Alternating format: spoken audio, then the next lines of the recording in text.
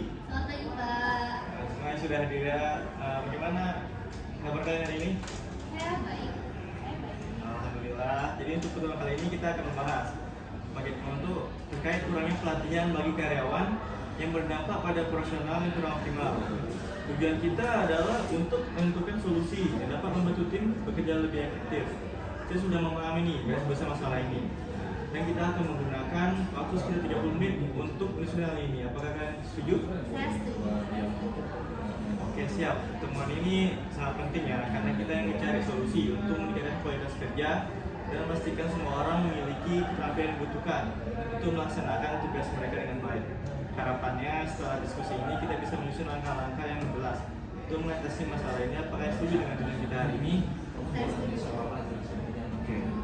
Baik, mari kita mulai dengan memastikan bahwa kita semua memahami masalah ini dengan baik dari pengalaman saya. Sepertinya kurangnya pelatihan bagi karyawan menyebabkan beberapa aktivitas profesional tidak berjalan dengan efektif dan optimal.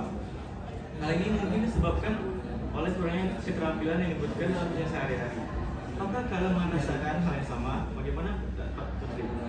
Kalau dari saya sendiri, saya setuju terhadap pendapat tersebut karena beberapa dari rekan kerja saya itu mengalami menjalankan aktivitas pekerjaan mereka itu tidak efektif. Mungkin hal itu didukung oleh mereka kurang pelatihan sehingga hasil akhir mereka itu kurang. Jadi kurangnya pelatihan itu mempengaruhi hasil dari hasil kerja.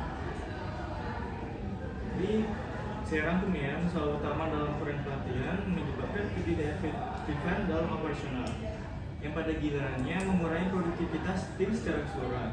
Menurut Puji, bagaimana? Apakah ada tambahan?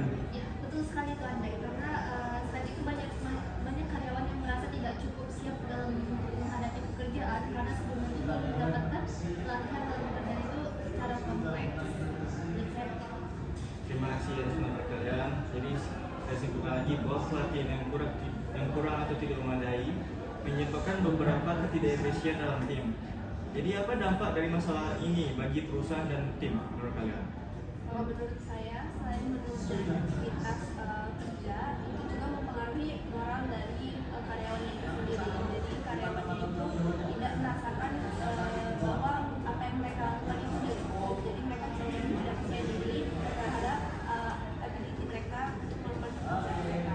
Mungkin untuk perusahaan itu akan berdampak pada pencapaian profitabilitas dari perusahaan. Kalau misalnya pelatihan yang diberikan itu kurang. Baik, sekarang kita lanjut ke solusi. Menurut Puji dan Putri, untuk mengatasi masalah ini, apa langkah pertama yang perlu diambil agar pelatihan bisa berjalan lebih efektif dan karyawan siap menghadapi tugas mereka? Baik Pak, jadi menurut saya Pak, langkah awal yang perlu kita ambil adalah kita harus melakukan evaluasi keterampilan tim terlebih dahulu.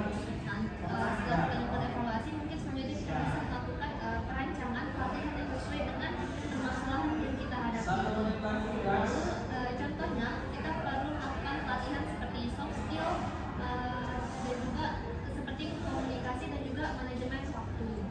Lalu bisa juga diadakan mentoring oleh karyawan yang lebih berpengalaman. Oke, menurut Putri?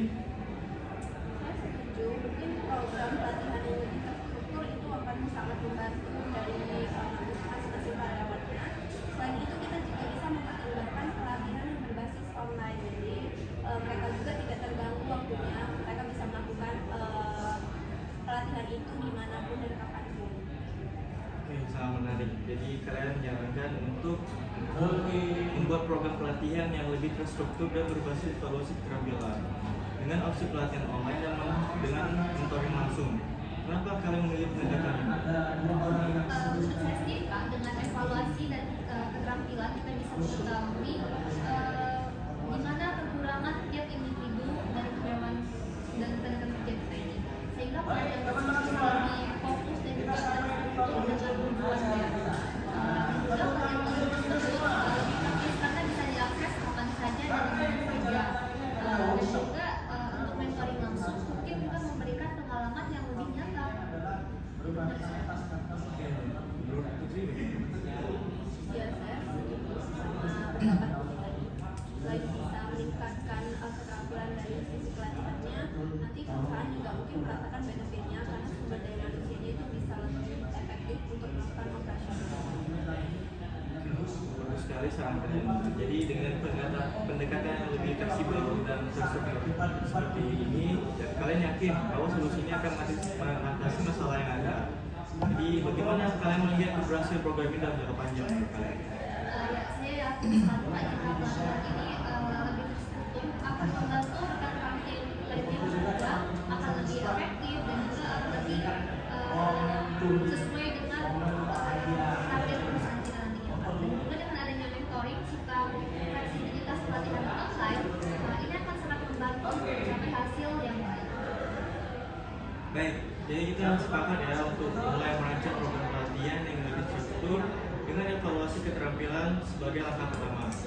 Kita juga akan mempertimbangkan penggunaan pelatihan online untuk fleksibilitasnya dan mengintegrasikan mentoring untuk pengalaman langsung. Apakah langkah pertama yang kalian rasa perlu diambil untuk mulai menurut ini?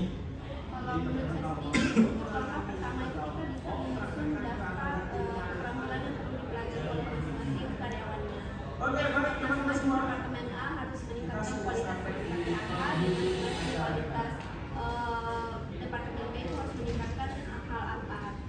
Untuk menyesuaikan masing-masing divisi dan mulai melakukan pelatihan online yang relevan. Jadi bagaimana?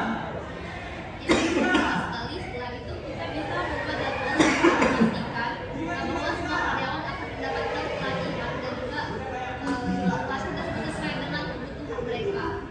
Oke, setuju ya. Jadi kita akan mulai dengan menyusun daftar keterampilan yang dibutuhkan. Dari mana kita mencari mentor tepat dan membuat jadwal pelatihan sesuai. Semua ini akan membantu meningkatkan kinerja tim secara keseluruhan. Bagaimana kalian memandang perkembangan solusi dalam beberapa bulan ke depan? Yuk, Putri. Saya rasa setelah beberapa bulan pelatihan berjalan, kita akan melihat peningkatan dalam produktivitas dan kepercayaan diri dari tim. Jadi itu akan mempengaruhi hasil kerja secara keseluruhan. Oke, terima kasih hari ini Putri dan Puji.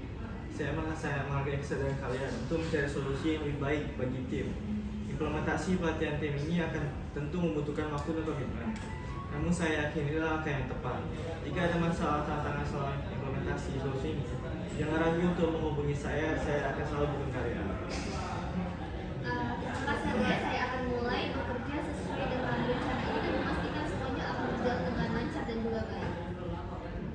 Terima kasih, saya juga siap untuk melangkah maju untuk memperbaiki kualitas-kualitas yang perlu ditingkatkan lagi untuk Oke, terima kasih kembali Putri dan Puji. Semoga sukses dan saya menantikan perkembangan positifnya.